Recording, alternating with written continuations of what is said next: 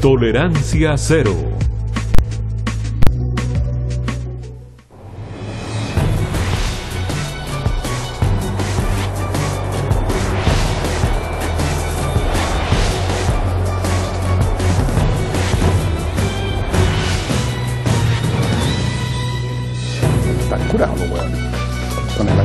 ¿Cómo están? Buenas noches, bienvenidos a Tolerancia Cero. Fernando Villegas, ¿cómo estás?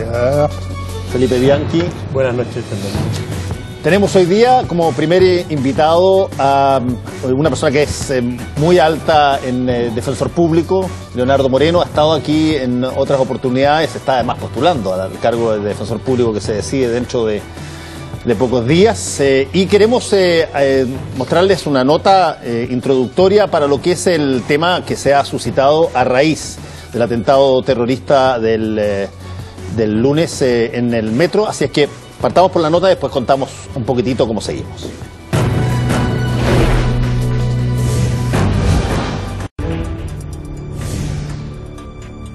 ...14 personas heridas por un atentado terrorista.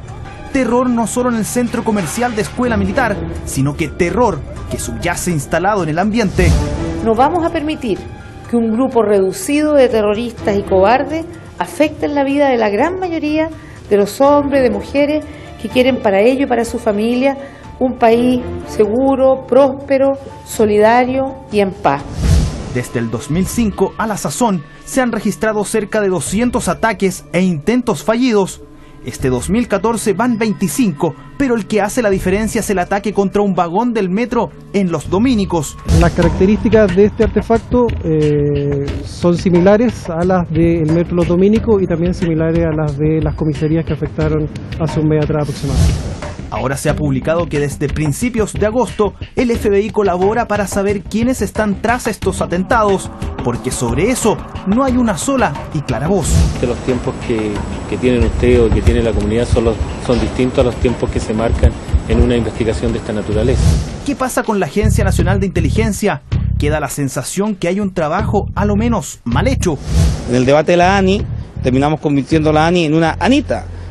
Le cercenamos facultades porque primó la ideología. Hubo fantasmas de derecha y fantasmas de izquierda. Lo que no se necesita es titubear, dudar.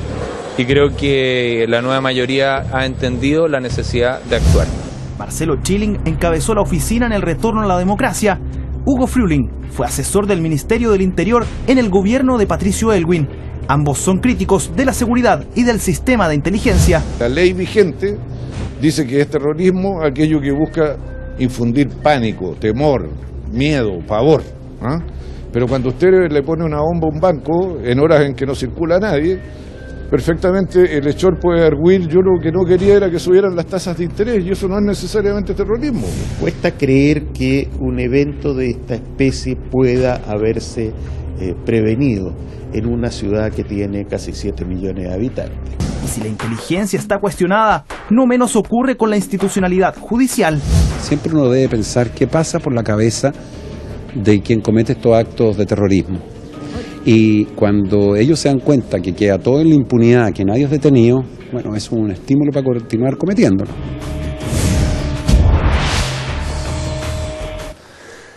Leonardo Moreno, cuando estamos en un ambiente donde después de este acto terrorista como el de la envergadura de lo que ocurrió en la escuela, frente a la estación Escuela Militar del metro, todo lo que abunda es pedir más penas, más sanciones, más policía, agente encubierto. Da la sensación de que todo se cuantifica hacia básicamente qué más hacer para intentar eliminar esto, y tú trabajas desde el lado de la Defensoría Pública, por lo tanto está convenientemente registrada también la mirada de, a ver, cómo en un marco de esta cantidad de presión que hay, porque todo sea mucho más acucioso y que sean más altas las penas, ¿qué tanto se deja espacio para poder pensar en cuáles son las cosas que eventualmente tienen derecho las personas que eventualmente puedan ser acusadas de una cosa como esta? A ver, yo creo que para clarificar un poco lo que podemos debatir sin perjuicio después de hablar de posibles modificaciones a la ley, que es un plano distinto,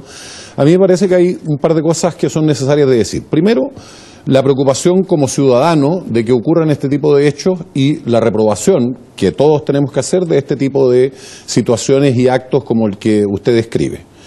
En segundo lugar, que si estamos hablando de la aplicación de la ley antiterrorista chilena, bueno o malo, eso es lo que vamos a discutir después, tenemos que remitirnos entonces al concepto de terrorismo que definió el legislador. No lo que sociológicamente creamos es terrorismo, no lo que filosóficamente creamos terrorismo, o ni siquiera la opinión que cualquiera de nosotros cuatro tenga respecto de qué es terrorismo. El terrorismo o lo que constituye una conducta terrorista está definido en la ley y probablemente vamos a llegar a la conclusión de que está mal definido en la ley. Y en tercer lugar, que cualquiera sea el delito que se cometa en un Estado de Derecho, por supuesto, la sociedad tiene derecho a que ese delito se persiga, se encuentre a los responsables y se les castigue. Pero eso se debe hacer dentro de un marco jurídico que se llama la legalidad, el respeto de los derechos de los ciudadanos en esa persecución, porque aquí hay dos cuestiones que están siempre en juego.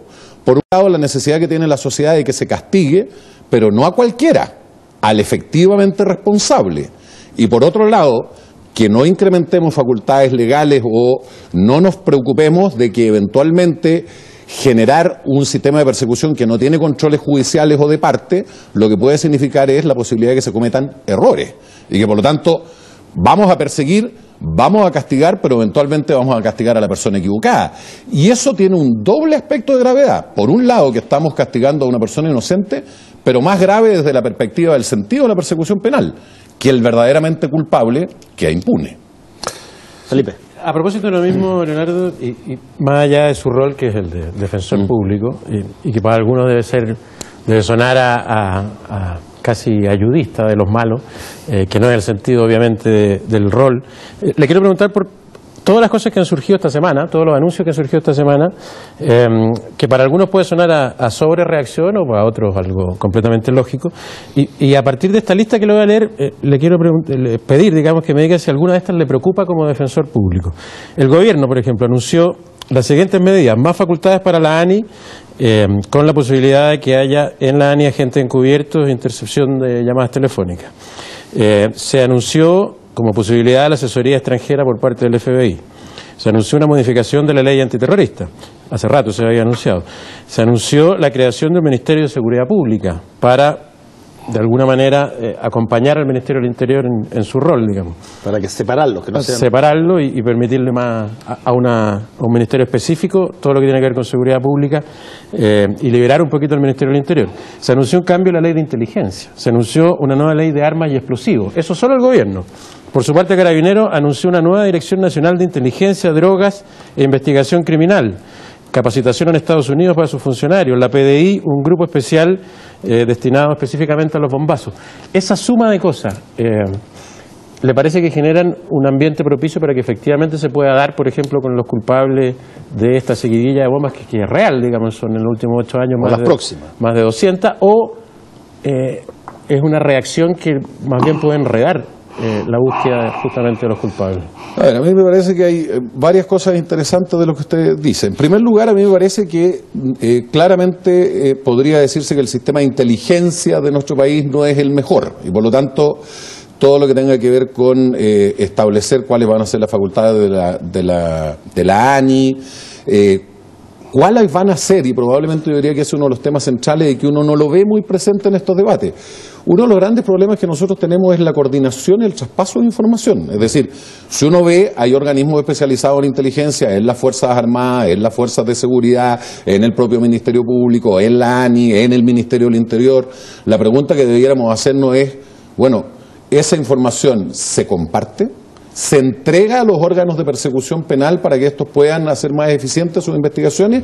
Y pareciera que allá hay un punto que no necesariamente tocan estas reformas y que pareciera central. Es decir, si usted no es capaz de generar un organismo centralizado que pueda acopiar esta información administrarla y distribuirla a los entes competentes para distintas finalidades, como puede ser, por un lado, la prevención, sin duda, pero por otro lado también la sanción, vamos a tener un problema, más allá de que usted cree un montón de organismos especializados y manda a capacitar a personal de esos organismos especializados. Se podría grabar, digamos, con 2 organismos nuevos, como los Pero, a ver, perdón, Leonardo, pero eso que tú estás diciendo es algo que teóricamente uno podría ver como resultado de cómo se dan los juicios en esta cosa, porque uno supondría que ahí estaría la información entregada, coordinada y presentada en la forma de evidencia o prueba, ¿no? Bueno, lo que uno puede desprender, y no son palabras mías, las dijo el propio fiscal nacional en su oportunidad.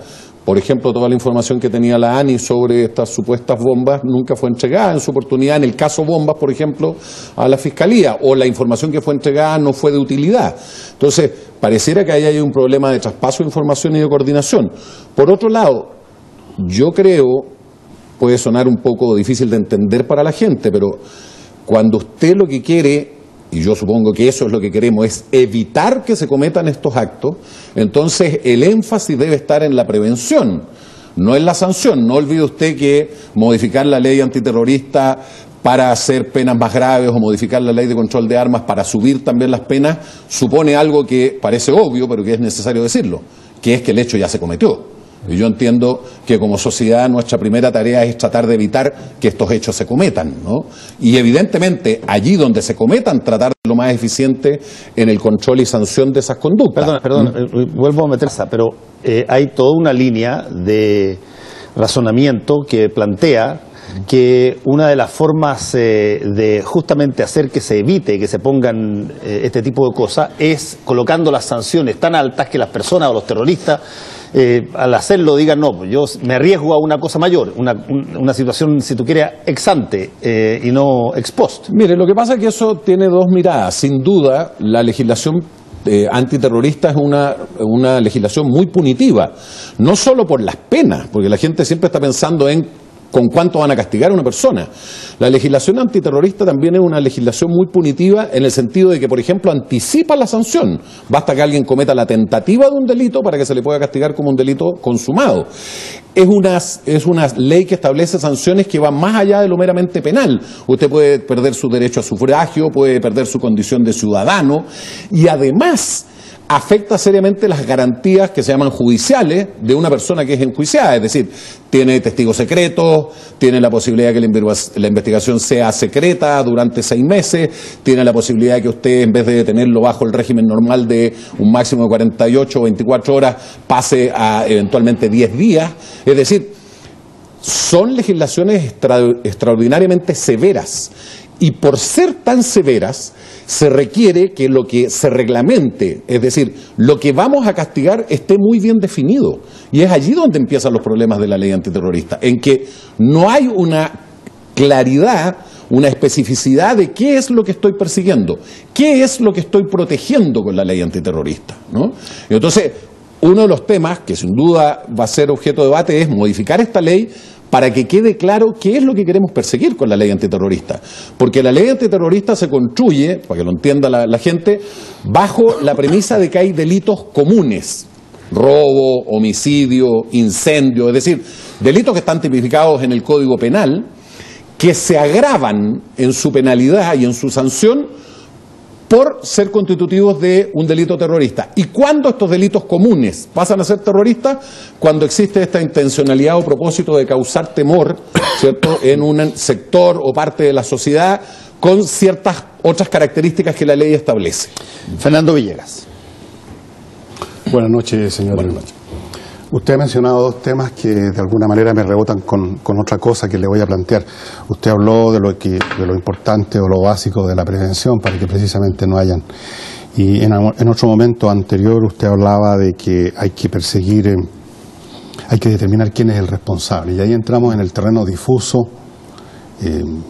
confuso del terrorismo, que es una actividad en la cual, aparte del hechor, el tipo que pone finalmente la bomba o que la fabrica, hay toda una serie de círculos concéntricos de redes políticas, de eso que llaman ayudistas, de gente que hace posible el estallido de la bomba, tal como el que montó el mecanismo de relojería, y que desde el punto de vista a veces judicial, como hemos visto casos, pueden salir absolutamente colados, porque para ellos no hay pruebas físicas, como en un caso de un delito común y corriente, donde existe o la prueba física o existe la confesión, que son los dos grandes mecanismos que se usan básicamente en la policía, en lo corriente, o la infragancia.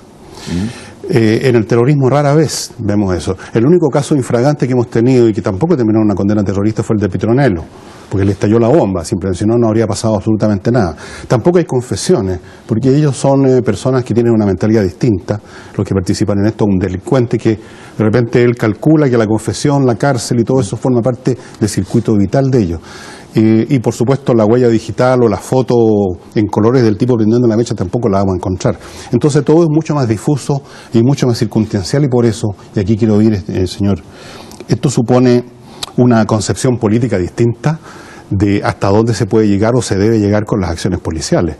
Porque, por ejemplo, si la prevención supone en un momento dado una redada en una población donde hay una probabilidad que haya un grupo de gente fabricando bombas, yo estoy seguro que no va a haber la voluntad política, y ahí quería llegar. Si no hay voluntad política de aplicar la ley, no solo al que prendió la mecha, si no hay voluntad política de realmente aplicar los métodos policiales que se emplean en todos los países del mundo para perseguir el terrorismo, entonces simplemente todos estos avisos, estos anuncios o estas medidas puramente técnico-policiales sencillamente no van a avanzar misteriosamente.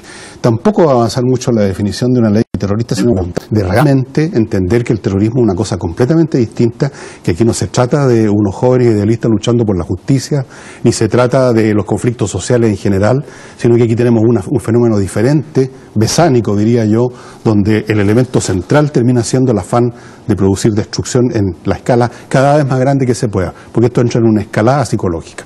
Entonces, yo le quiero preguntar a usted, perdone que me haya extendido, si usted cree que va a juntarse en este gobierno, en general en la sociedad, que está en una actitud muy peculiar últimamente en Chile, la masa crítica suficiente para que haya una voluntad de efectivamente poder prevenir, perseguir, sancionar y meter en la cárcel a los que están poniendo bombas desde hace años, y que no hemos querido ver usando toda clase de eufemismos para definir estas cosas. Incluso, lamento decirlo, pero hasta la presidenta en un momento dado habló, yo no sé si a lo mejor cambió su semántica, pero habló, este es un acto con carácter terrorista, pero no hay terrorismo. No, cuando uno ve esa voluntad más bien de desperfilar el asunto, uno empieza a pensar que no la va a haber para llevar las cosas a los grados en que se necesita.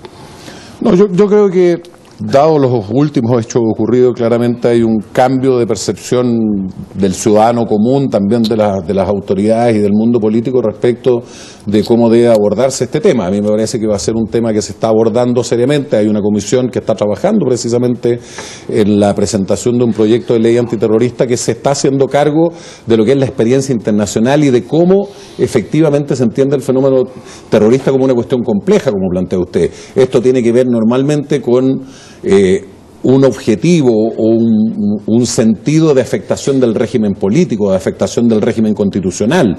Estamos hablando de normalmente no actividades individuales, estamos hablando de sujetos que sí, individualmente pueden cometer ese hecho, pero que son parte de organizaciones, ¿cierto? Organizaciones que tienen medios, que tienen jerarquías, que tienen toda una estructura interna que es la que le permite precisamente realizar este tipo de actos. Y por lo tanto, a mí me parece que la ley antiterrorista debe ser modificada en términos de recoger estas percepciones que están en todos los países civilizados. Estamos hablando de Francia, Italia, España, Alemania. Todas tienen leyes antiterroristas que consideran estos factores a los que usted alude, pero también hay que tener a la vista que ese es el ámbito punitivo duro, por decirlo de alguna manera. Cometido el delito, ¿cómo lo sancionamos? Pero probablemente tan o más importante que eso es la labor previa, es decir, cómo generamos información al interior del Estado para evitar eso. Ese es el problema central en este momento, no sé si central, pero esa parte es la más difícil. La prevención significa una acción policial, por ejemplo, intrusiva, como llaman ellos muchas veces, de vigilancia electrónica o física, de repente redadas o parar al tránsito en una parte y revisar a todos los automóviles. Bueno, son mecanismos absolutamente inevitables para poder hacer lo que ellos llaman pesca de arrastre y de repente agarrar alguna cosa. Y ahí está la cuestión que yo me pregunto si el país va a tener estómago para eso después del trauma que este país sigue viviendo con los años del régimen militar, que ya vimos al Partido Comunista mencionar de que esto de darle más fuerza a la ANI le hacía recordar la CNI. Entonces, cualquier acto que vaya más allá de, digamos, perdone la metáfora, de dirigir el tránsito a la policía, van a haber, yo creo, personas que van a saltar parando el dedo diciendo que eso es volver a la dictadura. Y lamentablemente estas medidas de prevención involucran muchas veces medidas que son bien intrusivas desde el punto de vista de la percepción de los ciudadanos. Claro, lo que pasa es que ahí hay otro tema que también es relevante y probablemente va a haber un debate importante sobre esto, que es, una cosa es que podemos acordar que se requieren ciertas medidas o ciertas facultades excepcionales para investigar este tipo de delitos. Pero la respuesta no se agota ahí, y probablemente uno de los problemas que tiene la ley antiterrorista también es ese. Es decir, el tema no es solo si concedemos mayores facultades, es qué controles tenemos para conceder esas facultades, porque usted nunca debe olvidar que en el caso de la policía, en el caso del Ministerio Público o incluso para los más perspicaces una oficina política de inteligencia, uno podría decir, bueno, ¿quién me garantiza a mí que los fines con los cuales está realizando esta actividad son legítimos, ¿no? Bueno, normalmente lo que hace una sociedad democrática es recurrir a lo que se llaman controles o autorizaciones judiciales. Una es la autorización judicial para poder realizar esa actividad, otro es el control del resultado de esas actividades. Y una cosa distinta también es, luego, cuánto valor acreditable le da usted o no a esa actividad y al resultado de esa actividad en un eventual juicio. Son todas cuestiones que hay que discutir y son todas cuestiones que tienen estándares distintos, ¿no? Lo que pasa es que uno siempre tiende a hablar de la cosa más gruesa, que es decir, mire, démosle facultad a la policía. Bueno, yo creo que nadie, o difícilmente uno podría decir no me parece que le den facultad a la policía. El tema es dentro de qué contexto, cuáles atribuciones y bajo qué controles. Porque no se olvide usted, que era un poco lo que yo le decía al inicio, que una persecución penal tiene que ser legítima, es decir, el Estado, para poder perseguir, tiene que respetar los derechos de todos los ciudadanos, y entre ellos están también los de los presuntos autores de este tipo de delitos. Es decir, el Estado no puede marginarse del respeto de los derechos humanos, porque es una obligación, además, a la que estamos sometidos por la Constitución, respecto de ningún ciudadano. No tiene que ver con nuestra percepción de si ese ciudadano es bueno, es malo, o si socialmente consideramos que lo que realizó es absolutamente desaprobado. Sin duda podemos coincidir en eso. Ahora, legalmente, cuando yo lo persigo, tengo que respetarle sus garantías, ¿no? Déjame meter una baza, como decía Fernando recién, pero específicamente para preguntarle directamente a Leonardo si llegamos a la conclusión de que esto no tiene que ver, la solución de esto no tiene que ver con, o únicamente con nuevas facultades legales o con nuevos organismos, que si el problema tuviera que ver con capacidades humanas o institucionales que no han logrado solucionar hasta aquí el tema. Quiero preguntarle directamente si usted cree que esta frase permanente en todos estos casos, que es que no se han reunido los antecedentes suficientes como para sustentar las acusaciones, derechamente tiene que ver con que no están funcionando las instituciones y el organismo que tienen que reunir estos antecedentes y de la forma correcta, tal como lo obliga y le indica la ley. ¿Es un problema de Carabineros? ¿Es un problema de la PDI? ¿Es un problema de la ANI? ¿Es un problema de las instituciones? ¿Tenemos en Chile un problema de las instituciones al momento de investigar? Yo creo que el caso Bombas, para poner un ejemplo, a mí me parece que es paradigmático en lo que usted señala. Es decir, las legislaciones están dadas, nos debemos regir por ellas, las podemos modificar, ese es otro tema. Pero cuando usted tiene un marco legal que regula cómo usted tiene que probar la comisión de un delito, lo que uno espera es que el órgano de persecución, esto es el Ministerio Público, con su trabajo con las policías, supere el estándar que la ley establece, digamos. Eso es lo mínimo que uno debiera esperar. Y por lo tanto, a mí me parece que en el caso Bombas lo que ocurrió efectivamente fue que la evidencia recopilada, los antecedentes recopilados por esos organismos investigativos no estaban a la altura de lo que la ley exigía como necesario para eventualmente condenar y establecer la responsabilidad. Y le voy a decir algo más que la gente se olvida, porque aquí se habla de los casos sin atender a una cosa muy importante. En el caso Bombas, el problema no fue la aplicación de la ley antiterrorista. En el caso Bombas el problema fue que el Ministerio Público no fue capaz de probar la participación que es bastante más grave, es decir, no pudo vincular a estas personas con los hechos que le imputaba. No era un problema de con qué legislación lo sancionó, ley de control de armas o ley antiterrorista. El problema fue que no había pruebas siquiera para vincular a estas personas como partícipes en esos hechos. Entonces, esa cuenta, es un problema de efecto investigativo claramente. Leonardo, esa cuenta se la pasamos a quién, desde su mirada. A mí me parece que es un problema de todo el aparato de persecución, digamos. Tiene que ver con la labor del Ministerio Público y su labor coordinada con las policías. Pero ¿no cree usted, señor Moreno? Está bien, o sea, si uno mira la foto de ahora y ve las cosas y dice a la policía le falta destrezas personales, le faltan tecnología. Pero supongamos que hace 3 años o 4 años atrás se hubieran pedido todas estas cosas que mencionó Felipe, que tienen que dárseles a la policía y a la justicia para precisamente prevenir, para que no hubiera llegado el día en que estallara una bomba. Habría sido el escándalo nacional, es decir, el desarme moral, técnico, de personal, de falta de iniciativa o de lo que usted quiera de las policías para estas materias depende finalmente de que en estos 25, 30 años los gobiernos de la Concertación, el gobierno Piñera, en todos estos gobiernos que han habido, que fueron resultado que nacieron del final del régimen militar, no han tenido nunca la voluntad política ni siquiera de conceptualizar una serie de situaciones, han tenido una actitud preocupada de garantizar derechos, han mirado con sospecha a los organismos policiales, los actos de la policía siempre son de excesiva fuerza. Mire, de manera directa o indirecta, hasta los medios de comunicación, generaron una atmósfera en la cual era lo natural que la policía terminara, digamos, en pelota, para decirlo así, sin personal, sin tecnología, sin iniciativa, con más miedo de ser crucificados en la picota pública que en tomar medidas. Y por lo tanto, me parece que es un resultado natural que a esta altura, cuando empiezan las bombas ahora a atentar contra las personas, nos encontramos con que la policía no tiene nada de eso. Pero es que las instituciones no se fortifican por sí solas, dependen de un clima político, de un clima cultural, de una actitud de la sociedad en su conjunto. Si esta actitud que hay ahora hubiera existido hace 5 años atrás, evidentemente que ya la policía habría hecho todas las medidas de perfeccionamiento técnico y material necesarias. Recién ahora, ¿por qué? Porque hubo 12 personas lesionadas con una explosión. Si no, seguiríamos las mismas y nadie ni siquiera estaría tocando el tema. A ver, yo creo que eso puede ser así, pero también hay otro punto de vista que usted debiera apreciar. Es uno de los temas que uno pudiera cuestionar del modelo de la reforma procesal penal en general, ahora ya ni siquiera hablando de solo la aplicación o no de la ley antiterrorista, es que la legislación procesal exigió levantar los estándares de trabajo y de operación de todos aquellos que intervienen.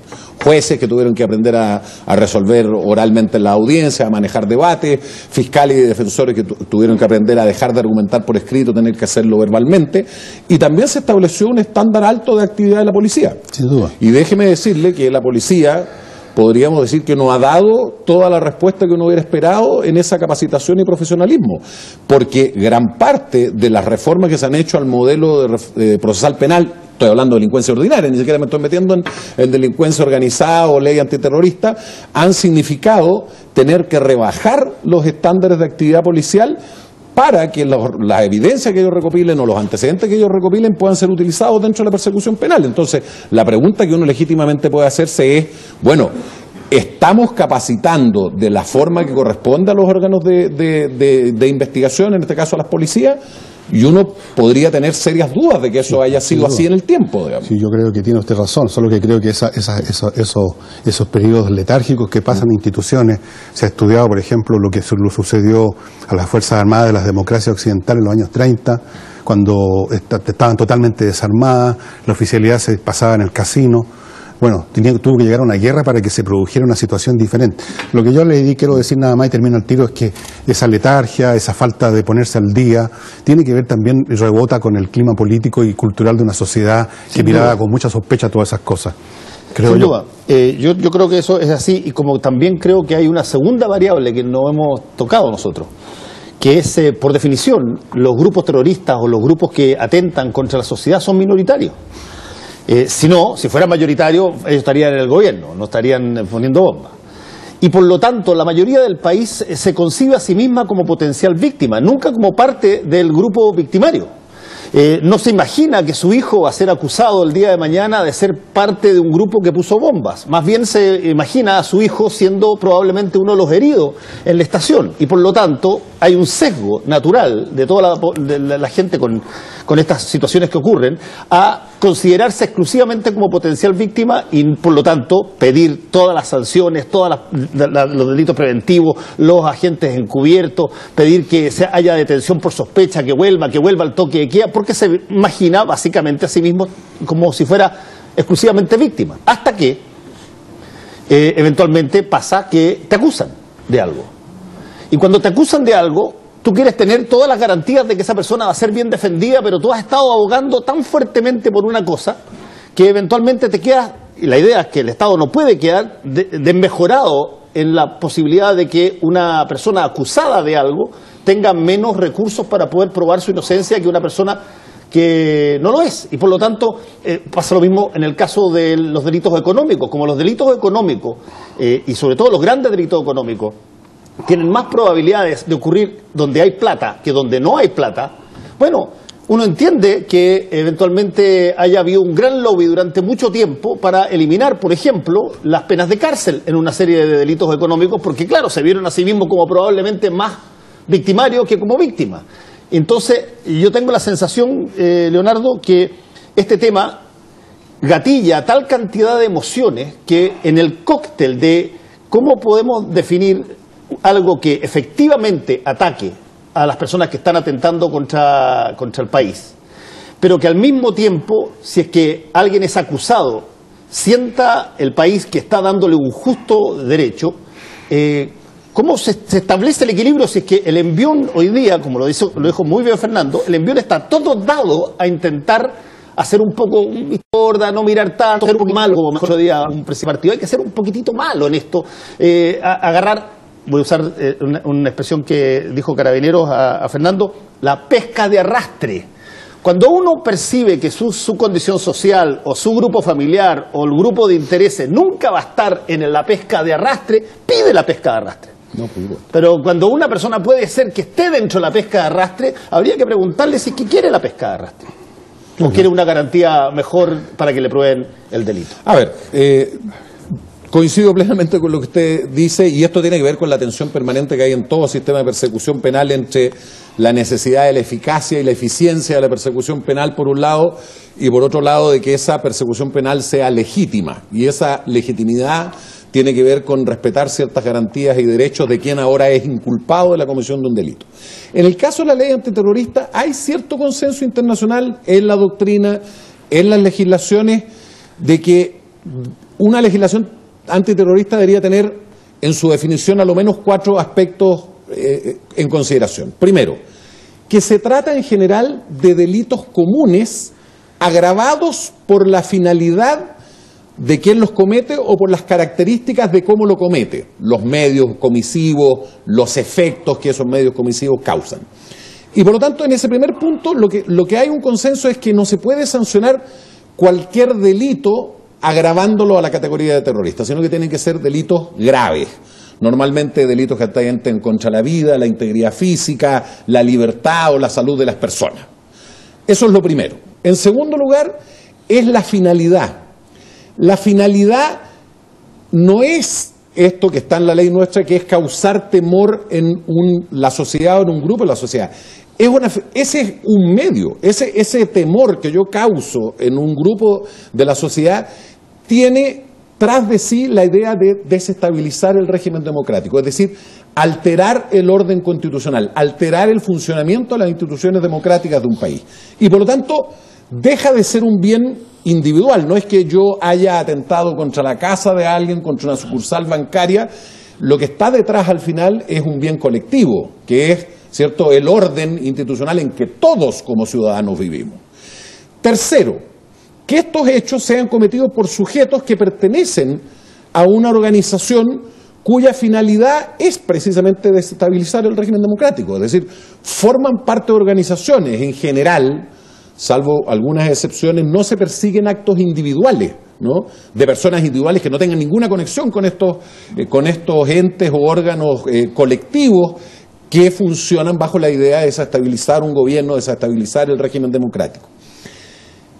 Cuarto, tienen que ser actos, por decirlo de alguna manera, contrarios a los derechos humanos. Es decir, estamos hablando de actos que se cometen con medios comisivos muy grandes, artefactos explosivos, elementos que envenenan el agua. Es decir, lo que estamos hablando es de conductas gravísimas que además generan efectos de estrago, es decir, de gran daño, de gran dañosidad. Eso es lo que hace precisamente que en un derecho penal ordinario, donde están muchos otros delitos, los incendios, los daños, el poseer material explosivo, poseer un arma, lo vamos a penar mucho más alto, lo vamos a penar en una legislación antiterrorista precisamente porque entendemos que ya la finalidad, ya el sentido de ese delito dejó de ser la de un delito ordinario. Perdona, Leonardo, déjame hacerte una pregunta que quizá mucha gente se plantea. El que tú de repente encuentres en un liceo o en un lugar 50 o 60 bombas Molotov, que evidentemente no estaban destinadas a reemplazar las lámparas de los colegios, sino que estaban destinadas a lanzarlas. El que se haya agrupado un grupo de gente, hayan adquirido los ingredientes, hayan armado las cosas con la, me imagino, única intención de usarla, y eso la usen o contra las personas o la usen contra la policía, ¿por qué razón no habría de ser considerado, no sé si un delito terrorista, pero por lo menos un delito muy superior al de una trifulca callejera, digamos? Bueno, es que ahí es donde usted tiene que combinar un montón de legislaciones y por eso es tan importante cómo define usted el tipo penal y lo que quiere proteger. Usted puede tener la Ley de Seguridad Interior del Estado, usted puede tener la legislación antiterrorista, o usted puede tener una serie de categorías de delitos comunes como los daños, alteración del orden público, o delitos que son más graves en su penalidad por dañar, por ejemplo, a funcionarios públicos, como incluso algunas modificaciones que se quieren hacer para que se realicen en Carabineros. Usted puede tener todo este margen de legislación. El tema es que usted tiene que generar definiciones tan claras que le permitan saber exactamente lo que usted está diciendo. ¿Cuándo aplico una norma? ¿Cuándo aplico otra? Cuando usted genera un ámbito difuso, lo que usted tiene es que todos tenemos dudas. Desde el ciudadano que dice ¿por qué no aplican la ley antiterrorista? Desde el persecutor que en un caso en que hay una bomba la aplica y en otro caso en que hay una bomba no la aplica, o que ciertos grupos sociales consideren que lo que se está haciendo es usar esta legislación con un fin de persecución de un grupo determinado, como podría ocurrir en el conflicto mapuche.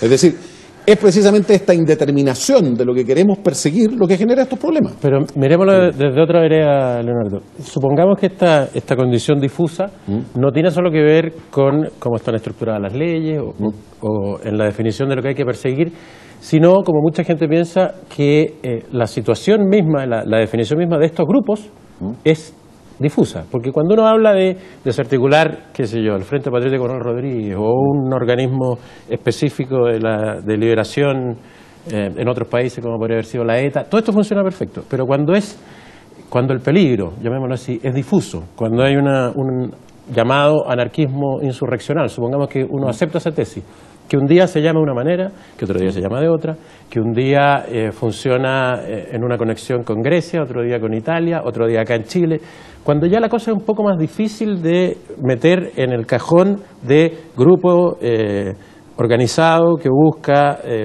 específicamente el fin del Estado tal como lo conocemos.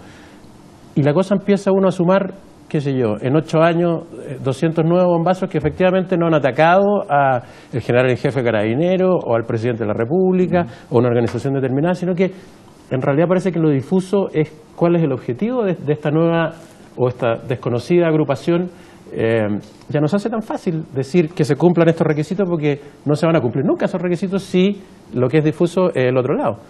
¿Qué se hace en ese caso? Que me imagino yo que es la preocupación hoy de la gente, que no sabemos quiénes son, no sabemos qué están buscando. Entonces, alguien dice por ahí, hubo una reunión anarquista en México donde dijeron que ahora iban a cambiar de objetivo y era la ejecución de objetivos humanos, pero en algún momento va a ser aquí, en otro momento va a ser allá.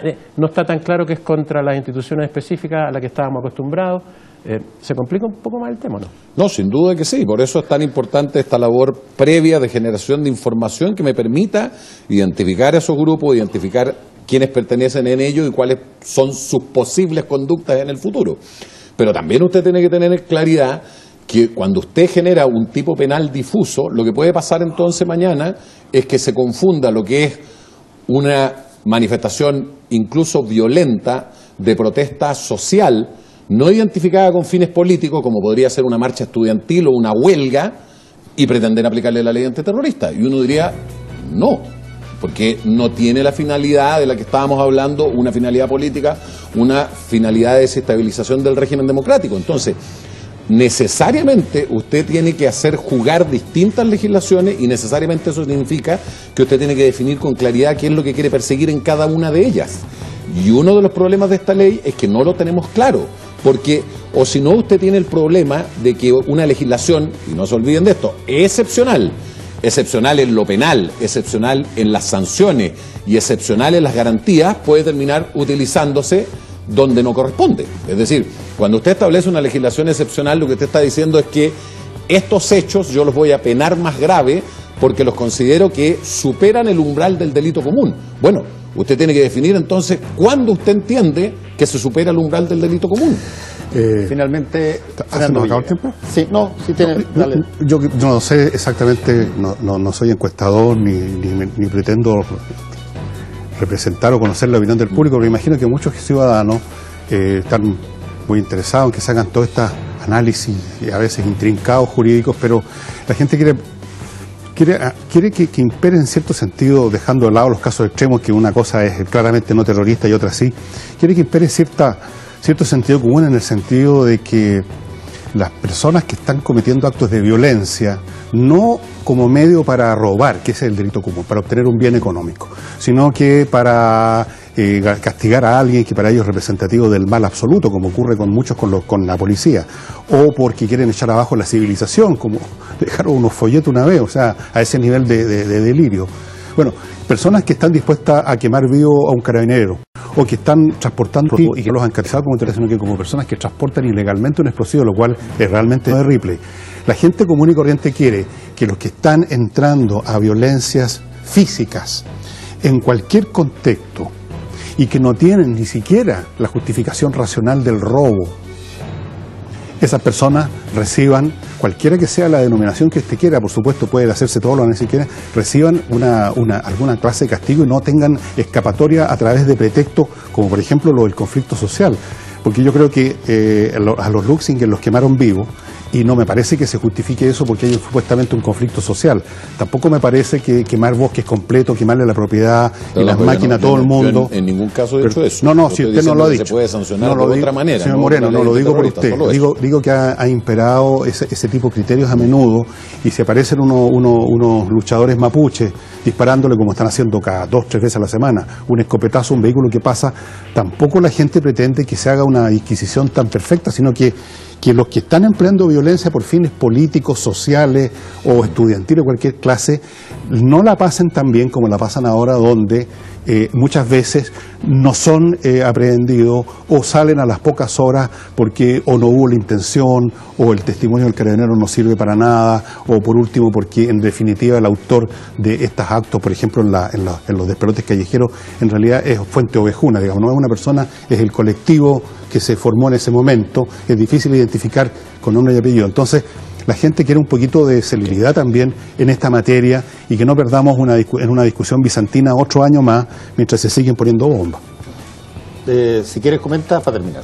No, yo solo decir que aquí hay que tener prudencia. Yo lo único que uno llama es que hay que sancionar, hay que perseguir, pero también hay que tener en cuenta de que un Estado persigue, pero no persigue de cualquier forma, no lo hace sin límites, lo hace con límites, y esos límites están definidos en el derecho internacional, no están definidos solo en Chile. Se trata de los derechos y garantías que están en el Pacto Interamericano, en la Convención Americana, en la Carta de Derechos Humanos, en las propias convenciones de persecución del terrorismo.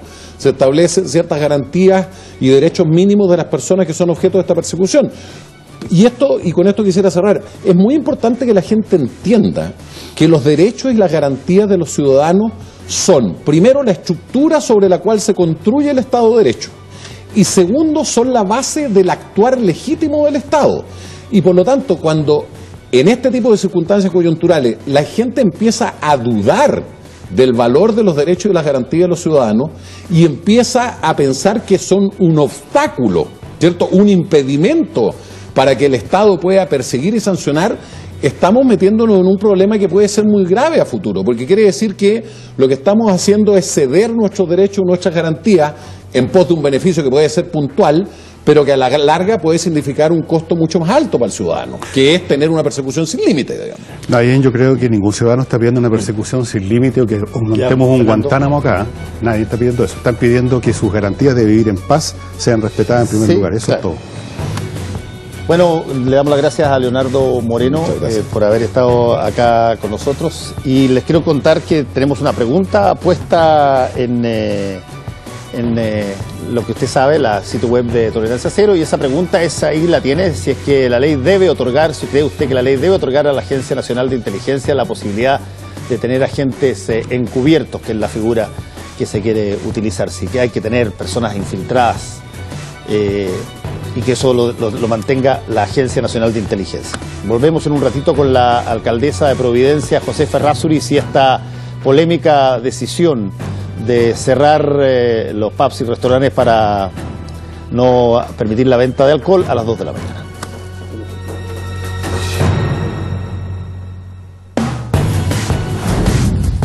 Acepta la factura electrónica líder desde hace 15